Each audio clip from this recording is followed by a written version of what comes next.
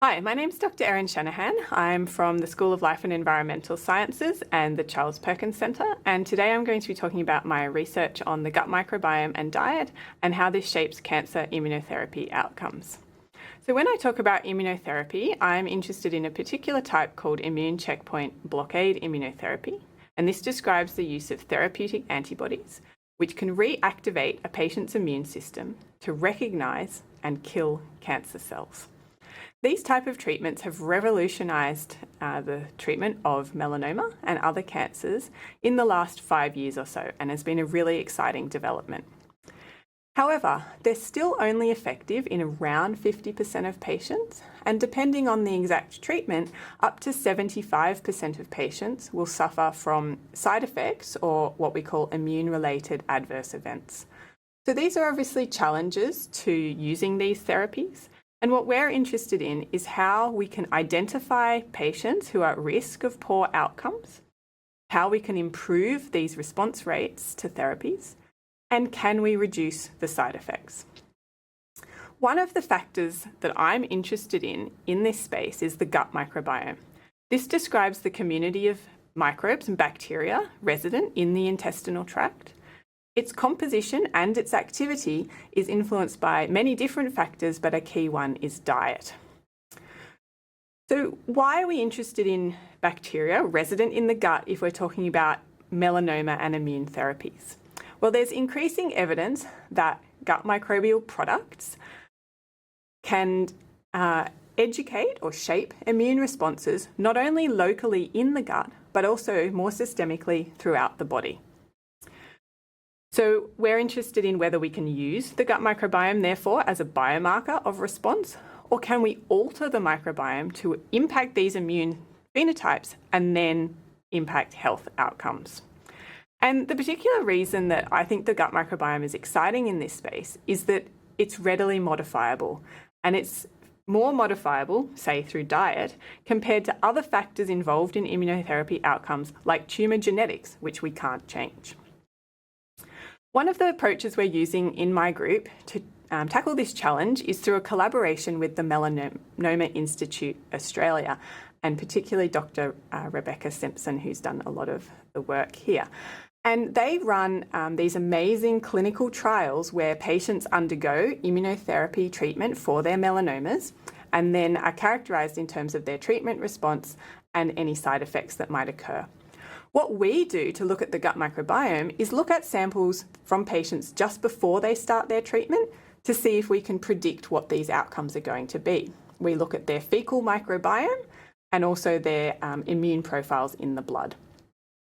To profile the microbiome, we take these fecal samples, we extract the DNA and we sequence the DNA, and this gives us a list or a profile of all the different bacteria that are present in that patient's sample.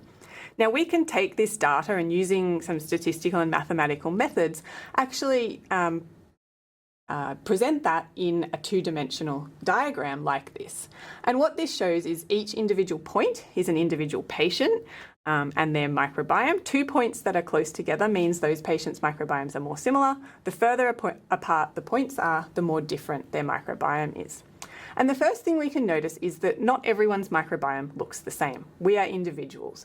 There is a spread of what the microbiomes look like for these patients. And so we need to take that into account if we're going to use the microbiome to do anything useful in terms of biomarkers or therapies.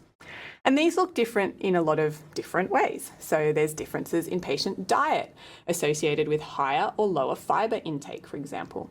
There's differences in the bacterial diversity, so the number and different types of bacteria that are present, which might be higher or lower. There's also differences in how the bacteria in the community interact with each other.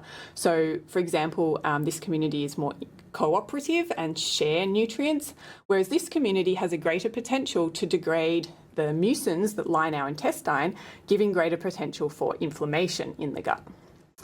There's also a marked difference in how the immune systems of these patients look when we think about the different microbiome profiles. It's an association. We don't know if it's cause or effect. That's one of the things we're interested in our research. And what we can see is that the immune responses to the tumours are already different even before the patients start immunotherapy. And this is really interesting.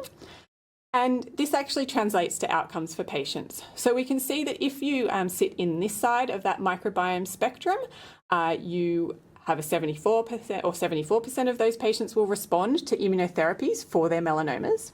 Whereas if you sit on this side, only 54% of those patients will respond to melanoma immunotherapy. It also is linked to the risk of toxic side effects.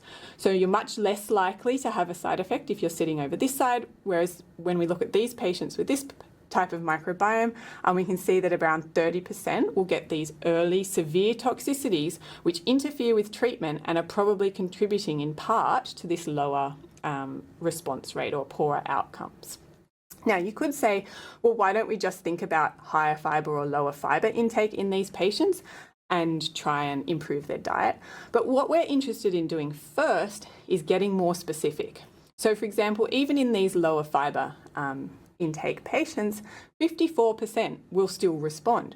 So we want to be able to say, well, who within that group is more at risk of a poor outcome or a better outcome? And can we target therapies to improve that? And likewise, if you've already got a high fibre diet, there are other things that we might be able to do to improve your response rates. One of the ways that we're interested in doing that is looking at particular bacteria as biomarkers of response to immunotherapy in each community. And I've put an example here of this gut health associated bacteria, Faecalibacterium prausnitzii, which predicts a positive outcome for patients when it's higher in abundance, particularly for these patients here. So altogether, with our research, we're wanting to understand the mechanisms of how the gut microbiome might shape immune responses that are relevant to immunotherapy. We want to develop biomarkers to predict patients' outcomes in terms of response and whether they're at risk of adverse events. And then we would like to design interventions where we can target the microbiome and diet to improve outcomes for patients. And ultimately, the gut microbiome represents a modifiable factor that could help us to predict response, reduce toxicities, and ultimately improve immunotherapy effectiveness. So thank you very much, and I'd just like to thank everyone who also works on this research with me. Thanks.